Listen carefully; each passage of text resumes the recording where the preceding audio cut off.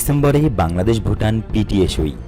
দ্বিপাক্ষিক বাণিজ্যিক সম্পর্ক জোরদার করতে বাংলাদেশ আগামী ডিসেম্বরে বিজয়ের মাসে ভুটানের সঙ্গে অগ্রাধিকারমূলক বাণিজ্য চুক্তি সই করতে পারে। ভারতকে সাইডলাইনে রেখে এই প্রথমবার ভারতের ভিতর দিয়েই মুক্ত বাণিজ্য করতে যাচ্ছে বাংলাদেশ।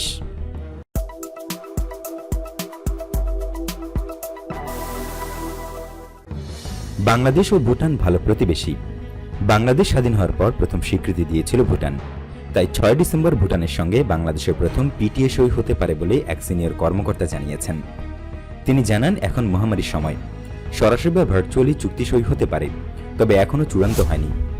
কর্মকর্তা জানান, বাণিজ্যমন্ত্রী টিপু মুন্সির সঙ্গে আলোচনার পর পিটিএ সইয়ের প্রস্তাবিত ফরম্যাট নিশ্চিত করা হবে। দুই দেশের বাণিজ্য মন্ত্রীরা যৌথভাবে চুক্তিটি সই করতে পারেন।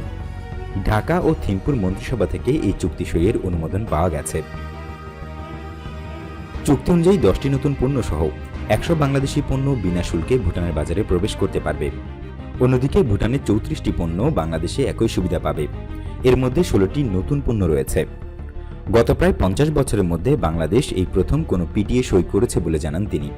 তবে ভুটান বাংলাদেশ বাণিজ্য চুক্তিতে ভারত কড়া নজর রাখছে বলে দাবি বিশেষজ্ঞদের। তারা জানান, যেহেতু বাংলাদেশের সাথে ভুটানের সরাসরি সীমান্ত নেই, তাই এই মুক্ত বাণিজ্য চুক্তির সুবিধা অসুবিধা নির্ভর করছে অনেকটাই ভারতের উপর। কারণ পণ্য পরিবহনের ক্ষেত্রে ভারতের অবকাঠামো ভুটান বাংলাদেশ উভয় দেশকে ব্যবহার করতেই হবে। ভারতের সদিচ্ছা না থাকলে মুখ থুবড়ে পড়তে পারে বাংলাদেশের এই চুক্তি। উল্লেখ করার মতো ব্যাপার হলো, বাংলাদেশ, নেপাল ও ভুটান এমনকি শ্রীলঙ্কাও ভারতের উপর একতরফা নির্ভরতা কমাতে চায়, যাকে দক্ষিণ এশিয়ায় ভারতের বিরুদ্ধে প্রতিবেশীদের বাণিজ্য যুদ্ধ হিসেবে অভিহিত করা হয়।